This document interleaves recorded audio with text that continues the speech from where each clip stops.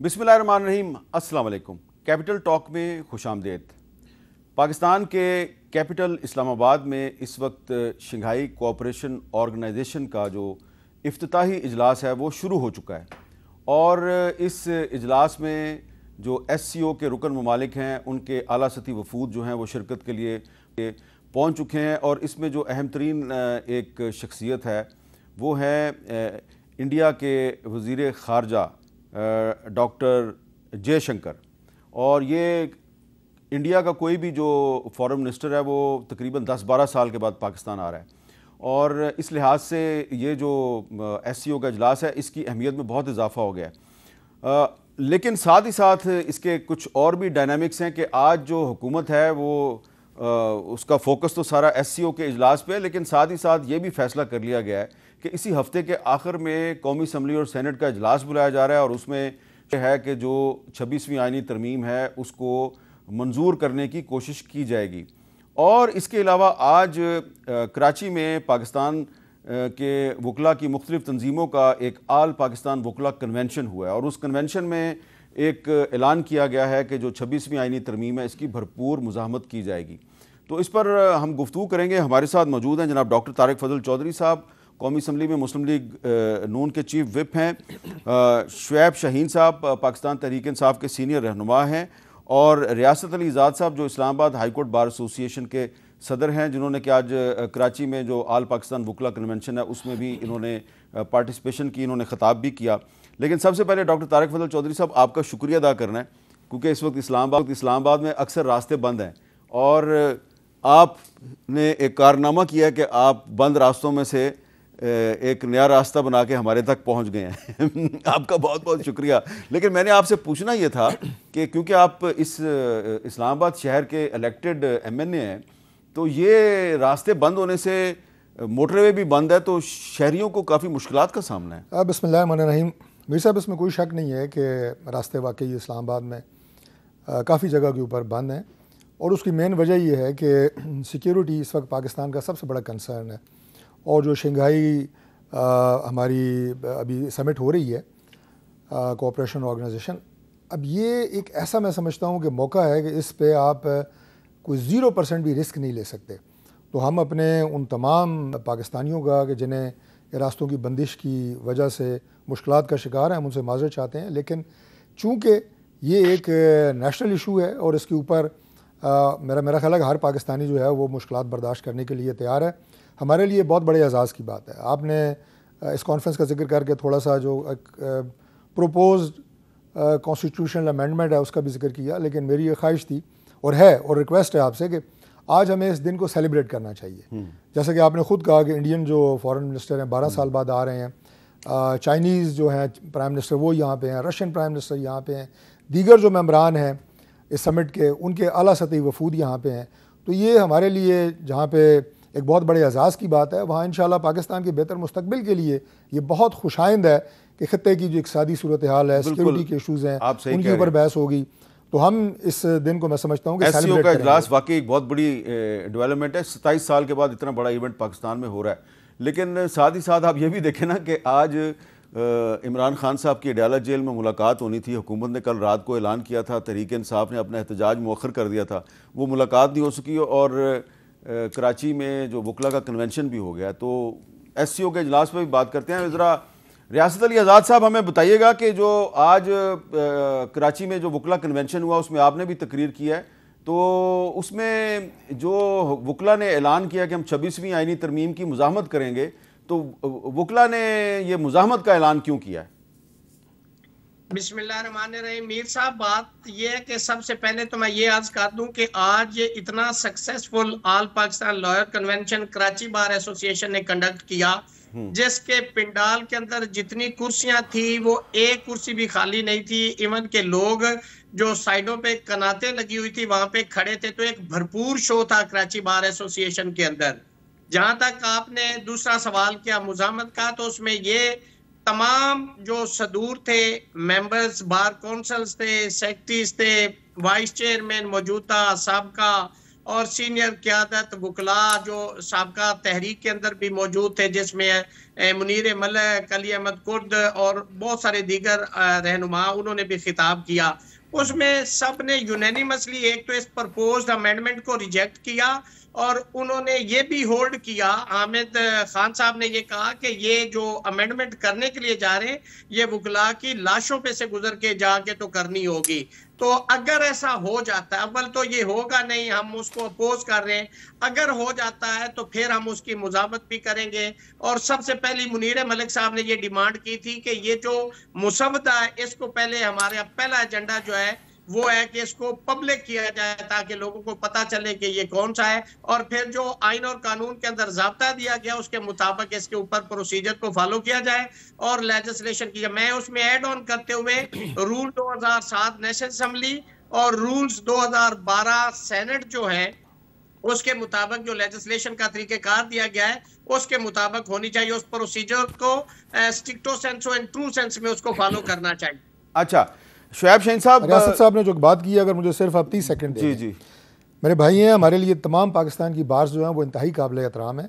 मैं law minister साहब की सिर्फ एक स्टेटमेंट छोटी सी आपके सामने रखना चाहूँगा कि उन्होंने कहा था कि जब ये मुसवदा सामने आएगा तो मुझे पूरा यकीन है कि तमाम बार्स जो हैं वो इसकी तायद में खड़ी होगी।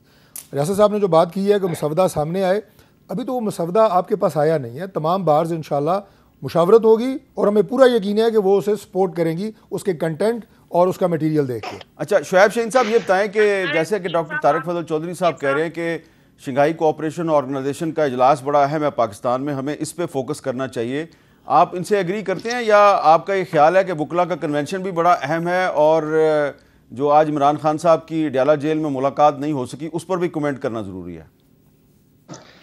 हामिद मीर साहब, एक तो आपका शुक्रिया, काफ़ी अरसे बाद आपसे मुलाकात हो रही है और आपके बहाने से तारिक फजल साहब के सामने भी बात हो रही है। सबसे पहले तो मैं एतराज़ करूंगा तारिक फजल साहब को, आपने इलेक्टेड एमएनए इस्लामाबाद का कहा है, मैं उस पर मुतरज़ हूँ। अच्छा। ये इस्लामाबाद के बासियों के वोट की तौहीन है। अच्छा चलें, आप मेरा इस सवाल का जवाब दे देना प्लीज। शाहीन साहब लगे हुए हैं ना अदालतों में, देखा जाएगा, कोई नहीं, देखें सामना करें अदालतों का, हम भी कर रहे हैं, ये बहुत अहम है पाकिस्तान के लिए, इसमें कोई शक नहीं। लेकिन अगर इंडिया का कोई इंटरनेशनल और प्रोग्राम रख ले मकबूजा कश्मीर में, तो क्या वहां की कठपुतली को लेजिटिमेसी मिल जाएगी? अच्छा, नंबर 2, मुझे बता दें कि वहां होने वाले जुल्म, ज्यादती, ह्यूमन राइट वायलेशंस को दुनिया वो इग्नोर कर देगी? नहीं कर पाएगी। आज जो कुछ ये कर रहे हैं ये एक अच्छी रिवायत है, अच्छी बात है, ये बाई सर्कुलेशन होनी थी, ये एक अच्छी बात है, हम उसको तायद करते हैं और इसी वजह से हमने अपना प्रोटेस्ट भी कॉल ऑफ कर दिया और इनकी कमिटमेंट के ऊपर कि डॉक्टर्स की मुलाकात कराई जाएगी। लेकिन डॉक्टर्स की जो मुलाकात है वो आपके सामने, डॉक्टर आसिम साहब सुबह से लेकर शाम 5 बजे तक बैठे रहे, मुलाकात नहीं करने दी गई। सबसे बड़ी पॉलिटिकल पार्टी के सरबराह और एक साबिक प्राइम मिनिस्टर इमरान खान की जिंदगी को, उनकी सेहत को खतरा है और जो 2 डॉक्टर्स गए हैं अभी तक उनकी रिपोर्ट भी हमें नहीं पता कि उनको जाने दिया, उनको मिलने दिया या नहीं मिलने दिया गया। लेकिन देखें, इन लोगों ने जिस तरीके से ये आईनी तरामीम की बात या दूसरी बातें हैं, प्रैक्टिकली जमहूरियत इन्होंने दफन कर दी है। आइन और कानून चंद लोगों के हाथों में खिलौना बन के रह गया है। अब वाहिद फोरम रह गया है निज़ाम इंसाफ, ये अब उसके ऊपर हमलावर होने जा रहे हैं। अब जहां तक मुसवदे की बात है, जो पहला मुसवदा आया था उसकी एक एक शेक आपके पास भी पहुंची है, हमारे तक भी पहुंची है, उसको तो आप अनडिक्लेयर्ड मार्शल्ला भी दूर की बात है, वो डिक्लेयर्ड मार्शल्ला बन जाता अगर वो कामयाब हो जाती। और ये कह रहे हैं हमने मुसवदा देना था, जो लॉ मिनिस्टर कहता है जी हमें अभी मिला है, और फिर एक एक घंटे का नोटिस पे इनको क्या इमरजेंसी थी? सेनेट का इजलास रात 3 बजे रख लिया, सुबह 11 बजे से लेकर हर एक घंटे के नोटिस के बाद जनाब अभी हो गया, अभी हो जाएगा, अभी हो जाएगा। अगर इनके पास बंदे पूरे होते, ये तो इस मुल्क के ऊपर माशाल्लाह नाफिज कर चुके होते। ये तो अल्लाह ने बचाया, या इसमें मैन ऑफ द मैच में मौलाना हाफिज रहमान को दूंगा नंबर। और आज भी जिस तरह ये निज़ाम इंसाफ पे हमला आवर हैं, मुझे ये बताएं कि ये इनको इमरजेंसी क्या है? बिलावल साहब क्यों कहते हैं कि जी मजबूरी भी है और जरूरी भी है 25 से पहले करना? इसका मतलब है कि फिर कल मुझे बता दें, अगर प्राइम मिनिस्टर और वो जो अपने आप को एस्टेब्लिशमेंट का कठपुतली कहते हुए या उसका आंख कतारा कहते हुए अपने आप को फख्र महसूस करता है, अगर उसने अपॉइंट करना है चीफ जस्टिस और प्रेसिडेंट ने खाली नोटिफाई करना है, तो फिर इससे बड़ा निजाम इंसाफ पे हमला क्या होगा? अच्छा, जो और फिर ऊपर भी बढ़ा कि आपने 67 पे ले जानी है। और सुप्रीम कोर्ट को आपने एक डिस्ट्रिक्ट सेशन जज लेवल पे ले आना अच्छा, है। उस पे बात करते हैं, लेकिन ये जो आज मुलाकात नहीं हुई डयाला जेल में, जरा इस पे डॉक्टर साहब से पूछते हैं। डॉक्टर तारिक फजल चौधरी साहब, ये तो कल कमिटमेंट दी गई थी तहरीक इंसाफ को कि आप अपना एहतजाज मौखर कर दें, हम कल सुबह सुबह आपकी इमरान खान साहब की डॉक्टर से मुलाकात करवा देंगे। वो डॉक्टर साहब आज डयाला जेल के बाहर काफ़ी देर रहे, उनकी मुलाकात नहीं हो सकी। देखिए, जो कमिटमेंट की गई है, मैं इंश्योर करता हूँ आपको कि वो गवर्नमेंट बिल्कुल उसे पूरा करेगी। बल्कि मैं इसे एक हद तक आगे भी जाके कहूँगा कि अगर उनके अहल खाना में से भी किसी की मुलाकात करा दी जाए तो उसमें कोई हर्ज नहीं है, ताकि उनकी भी पूरी तसल्ली हो जाए कि इमरान खान साहब की सेहत के हवाले से जो एज़ यूजुअल पाकिस्तान तहरीक इंसाफ अफवाहें और झूठी खबरें फैला रही है, उनकी तसल्ली हो जानी चाहिए। इसमें कोई नहीं, लेकिन अगर आज डॉक्टर साहब की मुलाकात हो जाती इमरान खान से तो ये अफवाहें झूठी साबित हो जाती। ये होनी चाहिए थी, लेकिन क्यों नहीं हुई मैं उसकी वजह से वाकिफ़ नहीं हूँ। लेकिन मैं आपको ये इंश्योर करता हूँ कि गवर्नमेंट से अगर ये एश्योरेंस दी गई है तो वो ज़रूर करवाई जाएगी। मैंने तो एक कदम आगे आपसे बात की है। और बाकी जहाँ तक शोएब शाहीन साहब ने बात की है, मैं एक बात पे बड़ा हैरान हूँ कि अगर इनफरादी तौर पे आप रियासत अली आज़ाद साहब से पूछें, बहुत सीनियर वकील हैं, शोएब शाहीन साहब सीनियर वकील हैं, इनसे इनफरादी तौर पे पूछेंगे तो ये कहेंगे यस, जुडिशल रिफॉर्म्स पाकिस्तान में होनी चाहिए और पार्लिमान का रोल जजेस की जो सिलेक्शन है उसमें मौसर होना चाहिए, जो मौसर था और उसको ज़ीरो कर दिया गया। अब वहाँ पे जो आपके अपोजिशन के एमएनएस भी बैठते हैं, गवर्नमेंट के भी बैठते हैं और बार एसोसिएशन के नुमाइंदे भी बैठते हैं, इनकी हैसियत कठपुतली से ज़्यादा नहीं है वहाँ पे। ये सिर्फ रबर स्टैंप है। हम ये कह रहे हैं कि इसको रोल को ज़्यादा करें, इससे ज़्यादा कुछ और भी। जैसे मैंने कहा, जब मसौदा फाइनल होगा तो आपके सामने चीज़ें ला के रखी जाएंगी। लेकिन अगर आपको पेट में दर्द सिर्फ इस वजह से है कि ये हमारी गवर्नमेंट कर रही है, जो कि ज़ाहिर है आप अपोजिशन है, आपका काम है गवर्नमेंट की जायज़ चीज़ों पे तनकीद करें, लेकिन सिर्फ जो कि हम कर रहे हैं इसलिए उसकी आपने करनी है एज अपोजिशन। और दूसरी बात यह है कि जो हमने बात की है कंसेंसस पैदा करने की, हम अपोजिशन को भी के गए हैं बैठें। अब सिर्फ इस बात के ऊपर एतराज़ करना कि जनाब ये तारीख क्यों है, फ़लाँ तारीख से पहले फ़लाँ तारीख के बाद, अगर आपको उस मसवदे पे एतराज़ नहीं है फिर तारीख पे आपको क्या एतराज़ है? की कोशिश कर रहे हैं मौलाना फजलुर रहमान साहब। मौलाना फजलुर रहमान साहब ने कल रात को एक बहुत बड़े जलसे में क्या कहा, जरा सुने। आईनी तरमीम वो भी हमने अपने हाथ में ले ली है और अब हमारे मसवदे पर इंशाअल्लाह कानून साजी होगी।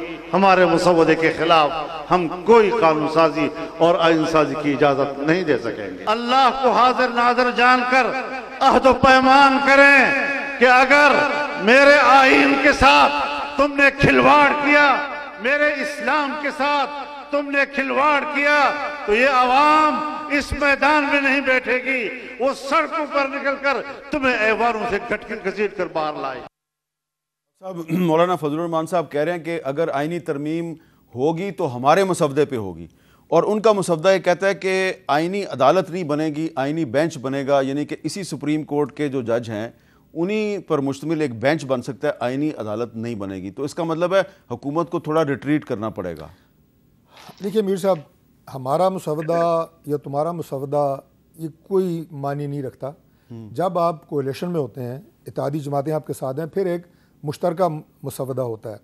हमने वो तैयार किया, उस पर मौलाना साहब को एतराज़ था, उन्होंने उसके ऊपर कोई तरमीम जो है वो प्रपोज़ की, उसके ऊपर बात होगी, काफ़ी हद तक हो चुकी है और एक मुश्तरका जो मसवदा है वो सामने आ जाएगा। ठीक है, हम अपोजिशन को भी कहेंगे कि आए बैठें, आप अपना इनपुट देना चाहें तो पूरी ईमानदारी से दें, उसे भी इनकॉर्पोरेट करने के लिए बार एसोसिएशन के नुमाइंदों को मैं दूसरी दफ़ा कह रहा हूँ, आप अपना इनपुट दें, ज़रूर इनकॉर्पोरेट करेंगे। जो इस निज़ाम को बेहतर बनाने के लिए कोई तजावीज़ हैं ज़रूर लेके आएँ, लेकिन अगेन आई वुड से कि मसवदा ठीक है, तारीख गलत है, ये कोई बात नहीं है। अच्छा, रियासत अली आज़ाद साहब, ये जो मौलाना फजलुर रहमान साहब की पार्टी का जो तैयार करदा मसवदा है, आपकी नज़र से भी गुजरा होगा, वो कह रहे हैं जी कि कॉन्स्टिट्यूशनल कोर्ट की कोई ज़रूरत नहीं है, आईनी अदालत की ज़रूरत नहीं है, एक आईनी बेंच बना लें, इसी सुप्रीम कोर्ट के जजेस जो हैं, यही जो नए चीफ जस्टिस होंगे उन्हीं पर मुश्तमिल एक आईनी बेंच बना लें। तो इसके बारे में आपके साथियों का और आपका क्या ख्याल है?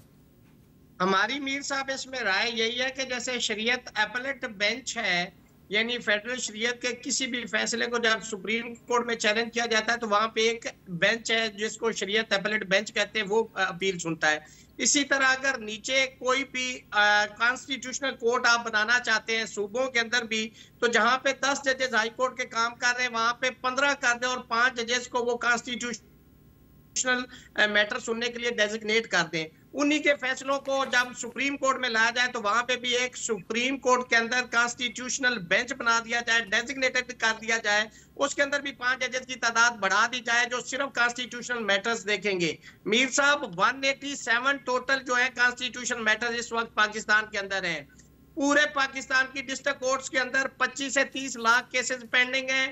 पंजाब के अंदर 7 से 8 लाख केसेस पेंडिंग है। इस्लामाबाद हाई कोर्ट के अंदर 16,500 केसेस पेंडिंग है। फेडरल शरीयत कोर्ट के अंदर 185 केसेस है। क्या ये आप मुनासिब समझते कि गवर्नमेंट एक्सचेकर के ऊपर आप एक ऐसी पैरेलल एक जुडिशरी देना चाह रहे हैं जिसका सबसे जो कबात होगी कि आप 184(3) इस सुप्रीम कोर्ट से खत्म कर देंगे, 190 खत्म कर देंगे, 189 खत्म कर देंगे, और सबसे बड़ी जो तशवीशनाक सूरत है जो आर्टिकल 17 है कॉन्स्टिट्यूशन का, उसका सब आर्टिकल 2 है, आप उसको भी यानी किसी भी पॉलिटिकल पार्टी को आप बैन करेंगे जो टेररिज्म में इन्वॉल्व है या against the sovereignty, prosperity and integrity of Pakistan के खिलाफ काम कर रही है।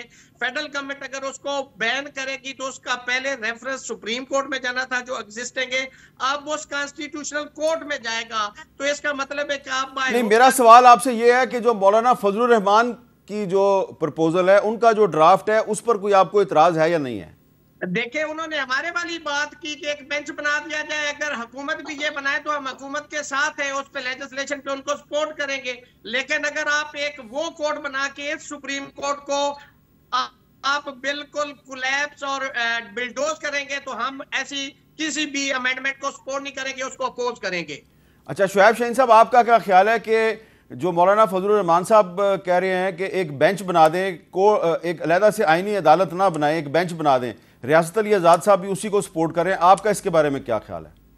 देखिए, हमारी लीगल टीम इस पे वर्किंग कर रही है, लेकिन मैं ज़ाती तौर पर अगर ये कहूँ कि ये बिल्कुल रीजनेबल बात है कि 5 सीनियर मोस्ट जो जजेस हैं या 7 सीनियर मोस्ट जजेस हैं वो कॉन्स्टिट्यूशनल बेंच का हिस्सा हूँ और वो जब कोई कॉन्स्टिट्यूशनल मैटर आए तो सिर्फ वो उसको सुने।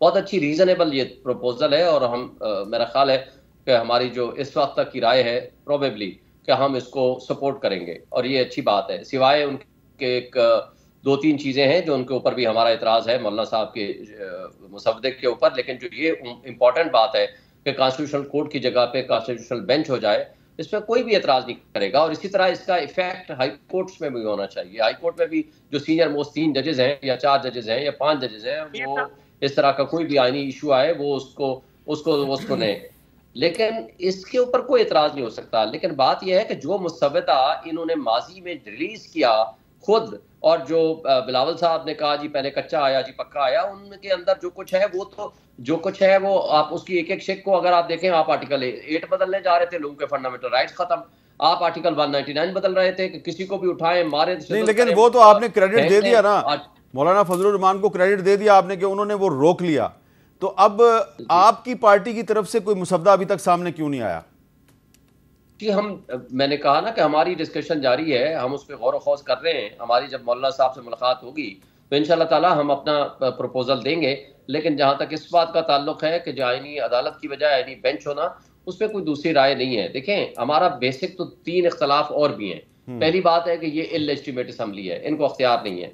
दूसरा हमारा इख्तलाफ ये है कि सुप्रीम कोर्ट के फैसले के ऊपर मखसूस नशिस्तों का अमली अमल दरामद नहीं हुआ, तो लिहाजा एक नेशनल असम्बली इनकम्प्लीट है। तीसरा हमारा ये है, देखें, एक फेडरेटिंग यूनिट जो कि सेनेट के अंदर KPK का इलेक्शन ही नहीं हुआ, तो आप KP को आप निकाल के आप वो मुसवदा या कोई भी 2/3 मेजॉरिटी के साथ आईनी तरमीम करना चाहते हैं, तो दोनों असम्बलीज ये इनकम्प्लीट है। हमारा बेसिक ऑब्जेक्शन तो इसके ऊपर इस वक्त ये भी है। अच्छा। और उसके साथ साथ जो बाकी चीजें हैं वो है, लेकिन अगर कोई करना भी पड़ा तो हमारे साथ कोई इख्तलाफ नहीं है इस हद तक, जो मैं अपनी फॉर द टाइम भी ज़ाती राय दे रहा हूँ। लेकिन अभी हमारी प्रपोजल्स के ऊपर डिस्कशन जारी है।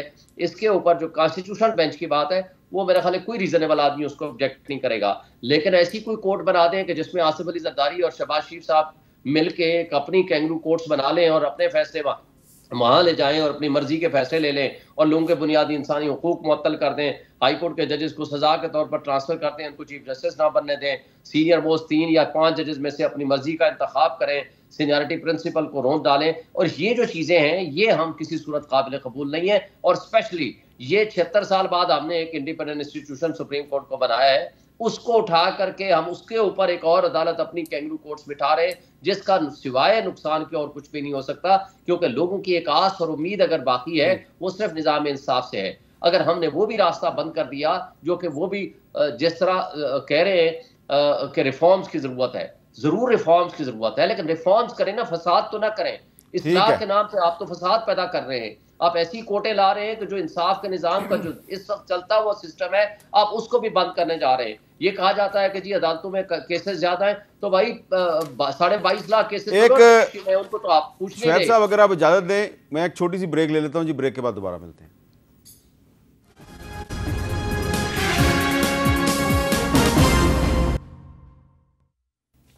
कैपिटल टॉक में दोबारा खुशामदीद। हमारे साथ आज मौजूद हैं डॉक्टर तारिक फजल चौधरी साहब, शुएब शाहीन साहब, रियासत अली आज़ाद साहब।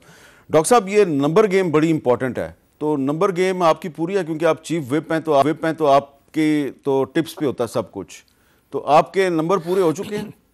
मैं मुख्तसर 2 पॉइंट आपके सामने रखूँगा और नंबर गेम पर भी बड़ी वाज़ेह बात करेंगे। देखिए, रियासत अली आज़ाद साहब ने बिल्कुल एग्जैक्ट फिगर कोट की है कि किस केस में, किस अदालत में कितने केस पेंडिंग हैं। किसी जगह हज़ारों में है, किसी जगह लाखों में है। ऑन एन एवरेज मीर साहब जो अदालतें पाकिस्तान में काम करती हैं वो तकरीबन 240-260 दिन, तकरीबन 250 दिन काम करती हैं। अब इसमें मैं उनसे ये भी पूछूंगा कि आप बताएं, सुप्रीम कोर्ट बताएं, बाकी हाई कोर्ट्स बताएं कि जिन हम बात कर रहे हैं कॉन्स्टिट्यूशनल केसेस की, वो कितने दिन सुने जाते हैं, और एक आम आदमी के मुकदमात वो कितने दिन सुने जाते हैं। मोर देन 50%, 60%, 70% कॉन्स्टिट्यूशनल केसेस सुने जाते हैं। उन्हीं की हेडलाइंस बनती हैं, उन्हीं के टिकर बनते हैं। और हमारे जिन लोगों की आप बात कर रहे हैं कि जी इंसाफ मिलना चाहिए आवाम को, आवाम मजलूम है, आवाम रो रहे हैं, उन 25 करोड़ आवाम का इस कॉन्स्टिट्यूशनल केसेस से कोई ताल्लुक नहीं है। उनका ताल्लुक है किसी का खुदा न खास्ता किसी का कोई अजीज़ मर्डर हुआ है, किसी की डकैती है, किसी की ज़मीन के मामलात हैं।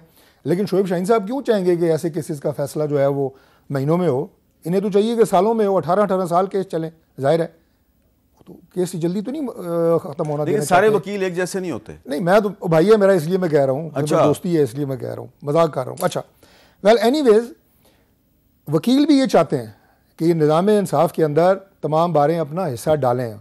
आपने मेरी आधी बात को मान लिया कि यस रिफॉर्म्स होनी चाहिए, आपने कॉन्स्टिट्यूशनल कोर्ट वाली बात को भी मान लिया, शुएब साहब ने भी माना, रियासत साहब ने भी माना। अब उसकी जो शक्ल है उसके ऊपर आप कहते हैं जी कि हमें इसमें एतराज़ है, तो मैं आपको दोबारा दावत देता हूँ कि आप आएँ, बैठें। हम तो ओपन दावत दे रहे हैं आपको। और मुसवदा, मैं शाहीन साहब को कहूँगा, मुसवदा इससे पहले कोई लीक नहीं हुआ, कोई जारी नहीं हुआ। वो कुछ आपके लोगों ने लीक किया है जो कि सही मुसवदा नहीं था। मैं रिकॉर्ड पर ये बात कह रहा हूँ। मैं अभी निजी दौरे पर लंदन था अभी चंद दिन पहले। यहाँ आपकी शुएब साहब के जो आगे सोशल मीडिया टीम है, उन्होंने मेरी तस्वीरों और वीडियो जारी की जनाब कि ये डी चौक में पुलिस की यूनिफॉर्म पहन के डॉक्टर तारिक फजल पहरा दे रहे हैं। अच्छा जी। और वो मुझे लंदन में मौसूल हुई। मेरा एक साइड पोस्ट था, पता नहीं कौन था। आप लंदन में थे? मैं लंदन में था। आप नहीं, आप मैं भेजूंगा, आप भी देखिएगा। ये नहीं झूठा प्रोपेगेंडा, मतलब इस तरह की बातें जो हकीकत से जिनका कोई ताल्लुक नहीं होता। मुसवदा आएगा, मैं खुद आपको प्रेजेंट करूंगा, आप ज़रूर उसे पढ़ें और पॉजिटिव उस पर अपना इनपुट दें। दूसरी बात यह है जी कि जो बात आपने की नंबर गेम की, देखिए नंबर गेम के बगैर तो ज़ाहिर है ये अमेंडमेंट हो नहीं सकती। उसके लिए मौलाना फजल रहमान साहब की बात आपने सुनी है। पिछली दफ़ा हमने जब इनसे रब्ता किया था तो उन्होंने पार्शल इस पर एग्रीमेंट किया था, उसके बाद उनके जो एतराज़ात थे वो शिद्दत इख्तियार कर गए। और फिर अभी दोबारा जैसा कि आपने खुद सुना, वो कह रहे हैं कि हम एक मुश्तरका मुसवदे के करीब पहुँच चुके हैं। तो इंशाल्लाह मौलाना साहब नियर टू एग्रीमेंट है। जब एग्रीमेंट उनसे हमारा मुकम्मल हो जाएगा, नंबर गेम इंशाल्लाह पूरी हो जाएगी। और मैं शुएब शाहीन साहब की एक बात को अर्ज़ करूँगा कि उन्होंने कहा जी कि इन्हें एक एतराज़ ये भी है कि ये असम्बली जो है इलिजिटिमेट है। तो बलाए मेहरबानी जो आपका इलिजिटिमेट वर्ड का क्राइटेरिया है, ये ज़रा 2018 के जो असम्बली थी उस पर भी लगा के बताइएगा कि जितने एतराज़ात 2018 पे इलेक्शन पे थे उतने ही इस इलेक्शन पे हैं। और आपकी पीटीआई के जीते हुए जितने लोग डिस्क्वालीफाई हुए 2018 के इलेक्शन के बाद, इतने तो अभी तक 2024 के इलेक्शन के बाद डिस्क्वालीफाई नहीं हुए। अच्छा, तो ये हमारी आपस की एक सियासी जुगतबाजी है, ये चलती रहेगी। आपने केसेस भी किए हुए हैं, सब ने आपकी रिटें भी चल रही हैं पूरे पाकिस्तान में, पता नहीं कितनी इलेक्शन ट्रिब्यूनल्स के सामने सैकड़ों के हिसाब से केसेस पेंडिंग हैं। उन्हें चलता रहना चाहिए, लेकिन उससे वो साथ साथ काम होगा। मुल्क का निज़ाम नहीं रुक सकता क्योंकि ये स्टेट का निज़ाम है, पार्लिमान का जो इस्तेहकाक है वो इस्तेहकाक पार्लिमान इस्तेमाल करेगी और बिल्कुल उसी तरीके से करेगी कि जो कि आइन में दर्ज है। नंबर गेम पूरी आपकी इंशाल्लाह। रियासत अली आज़ाद साहब, फ़र्ज़ करें, मैं वैसे सवाल पूछ रहा हूँ ताकि नाजरीन को समझ आ जाए जो लोग आपको सुन रहे हैं, कि फ़र्ज़ करें कि अगर जैसा कि डॉक्टर तारिक फजल चौधरी साहब फरमा रहे हैं कि इनकी नंबर गेम पूरी है और आइनी तरमीम मंजूर हो जाती है, फिर क्या करेंगे आपका लाए अमल क्या होगा? देखिए मीर साहब, मैं समझता हूँ कि जैसे आर्टिकल 63A के तहत इन ये समझ रहे हैं कि हमें एडवांटेज है कि हम बाकी पॉलिटिकल पार्टी से लोग मैनेज कर लेंगे। क्या इस चीज की गारंटी है कि इनके अपने लोग वोट ना करें तो फिर क्या होगा? ये सूरत हाल भी अंदर है। हमें भी सच्ची बात है, बहुत सारे हालात व वाकयात को सामने हम भी देख रहे हैं और हमें लगता है कि इनके पास तादाद अभी तो मुकम्मल है नहीं है और सेनेट के अंदर मौलाना फजलुर रहमान साहब के बगैर बिल्कुल इम्पॉसिबल है और उनका मौक़िफ़ आपने खुद भी सुना दिया है, हमने भी सुना है, हमारी भी उनकी सीनियर क़यादत से गुफ्तगू हुई है जो कि इस हवाले से है कि आईनी अदालत के हवाले से किसी सूरत में भी वो एग्री नहीं करेंगे, वो बेंच के हवाले से एग्री करेंगे। उसमें रीजन ये है कि मीर साहब, जो जुडिशल कमीशन है, जो आर्टिकल 175A के तहत जजेस की तैनाती उसको भी बदलने के लिए जा रहे हैं। हमने तो अल जिहाद trust versus federation of Pakistan 1996 supreme court पढ़ी थी जिसके अंदर ट्राइकॉटमी ऑफ पावर का जिक्र किया गया था और आर्टिकल 175 सब आर्टिकल 1 और सब आर्टिकल 3 जिसके अंदर कि जी 3 इदारे होंगे, आजाद अदलिया होगी। जब आप उसको पूरे स्ट्रक्चर को आप चेंज करने के लिए जा रहे हैं तो आपकी जो लेजिस्लेशन है वो सब्जेक्ट टू आर्टिकल 227 और subject to chapter number 2 article 8 से 28 और इंजेक्शन। आजाद साहब, आप बड़ी टेक्निकल गुफ्तगू कर रहे हैं, वो मुझे तो समझ आ रही है लेकिन बहुत से नाजरीन को समझ नहीं आएगी। तो मैं शुएब शहीन साहब आपकी तरफ आता हूँ, ज़रा टाइम भी मेरे पास कम है, ज़रा ये बता दें, आपको लगता है कि आपकी पार्टी के तमाम MNAs और सेनेटर्स जो हैं वो आपके साथ हैं और हुकूमत की तरफ सिवाय 1-2 के कोई नहीं जाएगा? मेरा तो ख्याल है 1-2 भी नहीं जाएंगे। अगर इनके पास बंदे पूरे होते तो आपने खुद देखा किस तरह चौधरी एजाज जो हाजी इम्तियाज का भाई है F7 में उसके घर पे छापा मारा और किस तरह उनके मुलाजमीन को स्त्रियों से जलाया और किस तरह तशद्दुद किया। कल रात इन्होंने शफकत अवाम जो हमारा सरगोदा का MNA है, साबिक बार का प्रेसिडेंट भी है, और उसके घर पे छापा मारा। और जिस तरह ये अफसोस से मुझे कहना पड़ता है, जिस तरह ये भाग रहे हैं, लोगों के घरों में छापे मार रहे हैं, उठा रहे हैं, अगवा कर रहे हैं, तशद्दुद कर रहे हैं, एक MNA की बीवी को और बेटी को अगवा कर लिया। ये जो हरकतें कर रहे हैं ये आईनी तरमीम के लिए कर रहे हैं, ये मुल्क की बेहतरी के लिए कर रहे हैं। जो इनसे करा रहे हैं ये तो उनके, अच्छा मुझे बताएं कि 18वीं तरमीम में ये सब ने मिलकर 10 महीने का टाइम था इनके पास, बैठ के डेलिब्रेशंस की, सब कुछ किया, उस वक्त इनको आईनी अदालत तो नहीं सूझी। अच्छा, वैसे मैं जरा ये डॉक्टर साहब से जरा पूछ लेता हूँ। डॉक्टर साहब, ये तो मैंने भी वैसे देखा है कि वो जो हाजी इम्तियाज साहब के भाई हैं चौधरी एजाज साहब, उनके घर F7-4 में जो लोग घुसे, मारा पीटा, उनके घर की खवातीन के साथ भी बदतमीजी की, ये वाला सिलसिला तो रुकना चाहिए।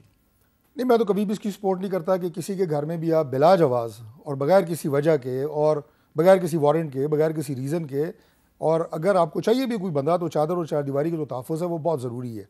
वो मैं तो बिल्कुल इस बात में बड़ा क्लियर हूँ। रियासत साहब ने जो बात की, उन्होंने बड़ी सीधी सी बात की कि इनके अपने लोग भी इनके साथ हैं या नहीं हैं। तो मैं कहूँगा मेरे भाई अगर साथ होंगे तो ये अमेंडमेंट होगी, नहीं होंगे तो नहीं होगी। ये तो बड़ी सिंपल सी बात है और इसमें कोई खुफिया भी नहीं है। खुफिया ये भी मैं आपको बता दूँ कि इसमें कोई खुफिया बैलेटिंग नहीं है। ठीक है, ये शो ऑफ हैंड के जरिए होगी और एंड पे जो है ये डिवीजन के जरिए होगी। तो लिहाजा ये सामने है, तो मैदान भी हाजिर है, घोड़ा भी हाजिर है, दूध का दूध और पानी का पानी हो जाएगा। बहुत बहुत शुक्रिया डॉक्टर तारिक फजल चौधरी साहब, आपने हमें टाइम दिया और अब आप ज़रा दोबारा जहाँ जाना है आप जाएँ, देखते हैं कितनी देर में आप पहुँचते हैं। एक वक्फा लेते हैं जी, वक्फे के बाद दोबारा मिलते हैं।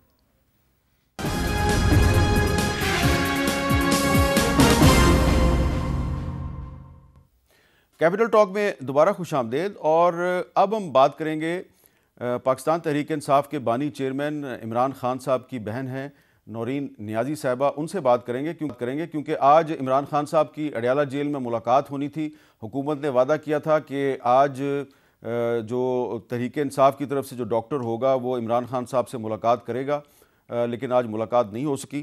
तो नौरीन नियाज़ी साहिबा से बात करते हैं। अस्सलाम वालेकुम जी। वालेकुम सलाम। जी, मैं आपसे ये जानना चाहता हूं कि इमरान खान साहब की आज मुलाकात नहीं हो सकी डॉक्टर के साथ अडयाला जेल में। कोई आपके पास कोई इन्फॉर्मेशन है कि जेल में उनकी क्या सूरत हाल है, और कोई किसी ने हुकूमत की तरफ से आपके साथ राब्ता किया है और आपको बताया है कि डॉक्टर की मुलाकात क्यों नहीं हुई इमरान खान साहब से? नहीं, किसी ने नहीं ना राब्ता किया ना बताया। हमने कोर्ट में अपील की थी, वो भी इन्होंने 17 तारीख तक रीलिस्ट कर दी, और मैं मुलाकात करना चाहती थी क्योंकि मेरे अलावा मेरी बहनें भी अब जेल में है। तो मैं इसलिए, हम परेशान भी बहुत हैं और परेशान आज हो गए हैं क्योंकि उन्होंने आज उम्मीद थी डॉक्टर आसिम के मिलने की, और वो भी नहीं मुलाकात करवाई, और कोई हमें किसी किस्म की कोई इंफॉर्मेशन नहीं है अंदर से। अच्छा, तो आपकी आखिरी मुलाकात कब हुई थी? कोई 2 हफ्ते 3 तारीख को, 2 तारीख या 3 तारीख। अच्छा, तो आपकी जब उनसे आखिरी मुलाकात हुई थी तो उनकी सेहत वेत कैसी थी? हाँ, सेहत अल्हम्दुलिल्लाह ठीक थी। हाँ, बिल्कुल ठीक था। अच्छा, और अब आपकी अपनी जो बहनें हैं जो उनको भी गिरफ्तार कर लिया गया, उनसे भी कोई राब्ता नहीं है? नहीं, उनसे भी कोई नहीं, वो जेल में, उनसे भी अब मिलने नहीं दे रहे। वो अदालत में हुआ था उस दिन, जिस दिन उनके ऊपर उन्होंने जेल भेजा है, जुडिशल रिमांड किया, उसी दिन मुलाकात हुई। उसके बाद अभी जब से वो जेल में गई है नहीं हुई मुलाकात। उसमें भी हमने अपील की हुई है कि करा दें। अच्छा, आपने अपील कहाँ पे की हुई है? मेरे ख्याल है कोर्ट में किया ना उनके लिए। हाँ, अच्छा कोर्ट जी। में किया उनके लिए। अच्छा, तो अब आप मुलाकात। आज आपका ख्याल है कि आज भी आपकी मुलाकात नहीं हुई, तो अब आपका आइंदा लाहेअमल क्या है? अब आप क्या करेंगे? अगर हुकूमत के कुछ लोग कहते हैं जी कि बेशक डॉक्टर भी मुलाकात कर ले, वो कहते हैं जी बेशक उनकी फैमिली के लोग भी मुलाकात कर लें, तो आप कोशिश करेंगी उनके साथ मुलाकात करने की? जी, अभी मेरा ख्याल है, मैं सोच रही थी कि अब इनकी 18-19 तारीख को शायद जेल खुल जाएगी जो इन्होंने बंद की हुई है। वो शायद इजाज़त दे देंगे, और उम्मीद है कि मुलाकात करवाएंगे, क्योंकि हाई कोर्ट इस्लामाबाद में भी हम अपील की हुई है ना, पिटिशन की दी हुई है, तो उन्होंने 17 तारीख को उसको रीलिस्ट किया हुआ। ये बताइए नौरीन याजी साहबा कि जो तहरीक इंसाफ की क़यादत की तरफ से इमरान खान साहब की रिहाई के लिए जो कोशिशें की जा रही हैं, उससे आप मुतमिन हैं? मुझे उन कोशिशों का नहीं पता। हम तो अपनी तरफ से जो कोशिश कर रहे हैं उसी का पता है। उनकी तरफ से मुझे नहीं पता वो क्या कोशिश कर रहे हैं। तो कोई आपके साथ कोई राब्ता है तहरीक इंसाफ की किसी लीडरशिप में से किसी का आपके साथ राब्ता है? उन्होंने कोई आज आपको कोई अपडेट वगैरह दी है? नहीं, उन्होंने नहीं दी, लेकिन जो डॉक्टर आसिम जो वहाँ इंतजार करते रहे, उन्होंने बताया था कि वो आज सारा दिन दोपहर से शाम तक खड़े थे उधर अडयाला जेल के बाहर, और परसों से वो कल पूरा दिन इस्लामाबाद में इंतजार करते रहे। और उम्मीद तो ये थी कि अगर ये सारा मतलब ये डिसाइड हुआ है कि प्रोटेस्ट कॉल ऑफ होगी तो वो मुलाकात डॉक्टर को मिलवाएंगे, लेकिन वो उनको नहीं मिला मुलाकात हुई। अच्छा, ये बताइए कि जब से इमरान खान साहब जेल में हैं, आपकी 2 बहनें भी उनके साथ अब जेल में चली गई हैं, आपको ज़ाती तौर पे किसी परेशानी का सामना तो नहीं करना पड़ा? मुझे पता नहीं। देखिए, पता तो किसी को भी नहीं है कि क्या होगा नहीं, और क्या परेशानी। मैं पूछ रहा हूं कि आपको खुद जाती तौर पे कोई प्रॉब्लम तो नहीं है? कोई आपको जाती तौर पे परेशानी का सामना तो नहीं है? नहीं, मेरी तो जाती तौर पे तो मुझे कोई परेशानी नहीं। बस परेशानी उनकी है जो जेल में और बगैर वजह के। देखिए, मैं इमरान खान के लिए परेशान है कि उनको कोई वजह नहीं बनती, ना उनके कोई ऐसे केसेस है, ना उनके ऊपर कोई ऐसी सजा है। इन्होंने जबरदस्ती उनके साथ जो करें ज्यादती, उसकी बहुत तकलीफ भी है और अफसोस भी है। अच्छा, और आप लगता है ऐसी है। आप खुद पॉलिटिक्स में एक्टिव है कि नहीं है? नहीं, पॉलिटिक्स में तो मैं एक्टिव नहीं हूँ, मैं पॉलिटिक्स नहीं करती। अच्छा, तो यानी कि आप सिर्फ उनकी बहन होने की वजह से परेशान हैं? जी। अच्छा, सिर्फ हाँ, बहुत ज्यादा फैमिली मेंबर होने की वजह से परेशान है। तो उनके बच्चों के साथ कोई राब्ता है आपका इमरान खान साहब के? नहीं, उनसे तो राब्ता है, लेकिन उनका इमरान खान से भी कोई राब्ता नहीं करवाते ना। उनको जज ने इजाजत दी हुई थी कि हर हफ्ते उनकी मुलाकात बेटों से करवानी है, वो भी नहीं होती थी।